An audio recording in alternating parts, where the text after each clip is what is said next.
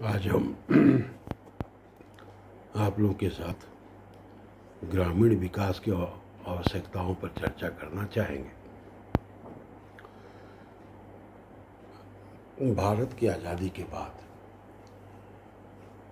जितना ध्यान औद्योगिकरण और शहरीकरण पर रखा गया, उससे बहुत कम ध्यान ग्रामीण विकास पर रखा गया। पिछले 70 वर्षों में उत्तरोत्तर विकास तो हुआ है, मगर जितना अपेक्षित था उतना नहीं हो पाया। पंजाब, हरियाणा, मध्य प्रदेश, उत्तर प्रदेश में विकास की गति तेज हुई, मगर बिहार और झारखंड में विकास की गति हमेशा धीमी रही, विशेषकर ग्रामीण विकास के संदर्भ में। आज़ादी के पहले देश का 82% आबादी गांव में रहती थी और कृषि की उपज से देश का 50% आर्थिक लाभ होता था। यह अभी भी होता है, अभी भी आंकड़ा ऐसा ही है, लेकिन गांव की दशा बिगड़ती चली जा रही है, उपेक्षा ज़्यादा हो रही है।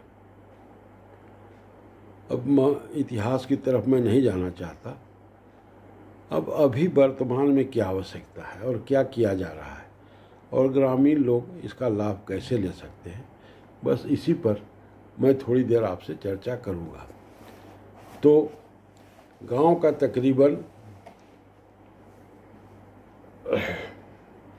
उद्योग के लिए, इंडस्ट्री के लिए सबसे ज़्यादा जो सामग्री मिलता है वो ग्रामीण क्षेत्र से आता है।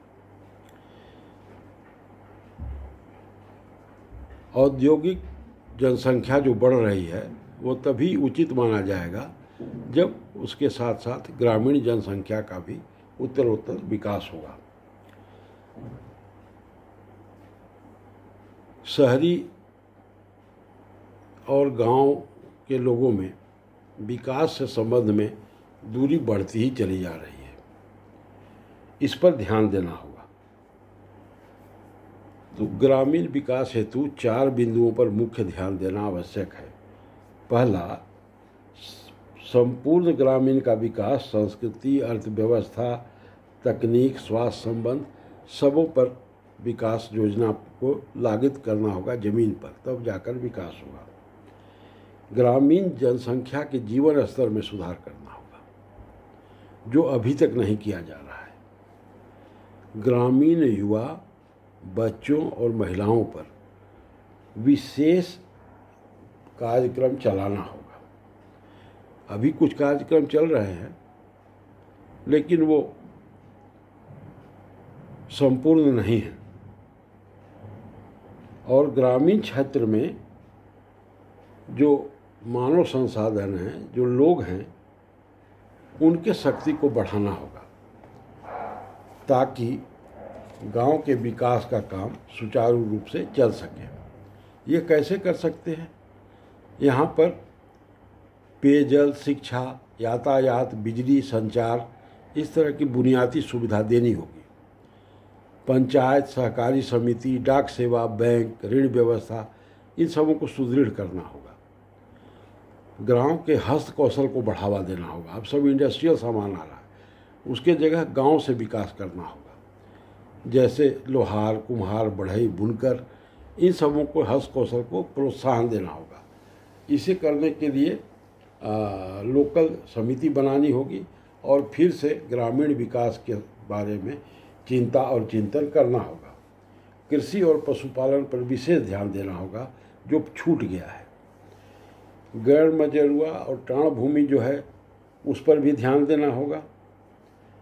भूमि संरक्षण, खासकर नदी वाले क्षेत्र में क्षरण हो जाता है, उसका संरक्षण करना होगा। ग्रामीण और शहरी जनसेवा में अंतर को बांटना होगा।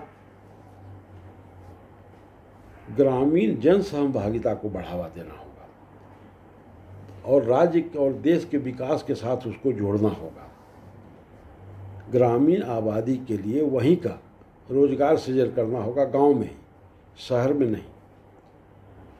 गांव में जो तथाकथित गरीबी है उसका भी उन्मूलन करना होगा और ग्रामीण विकास में आने वाली सभी बाधाओं का उन्मूलन करना होगा और नई जो सरकार आई है उसकी जो नीतियां हैं उसको लागू करना होगा।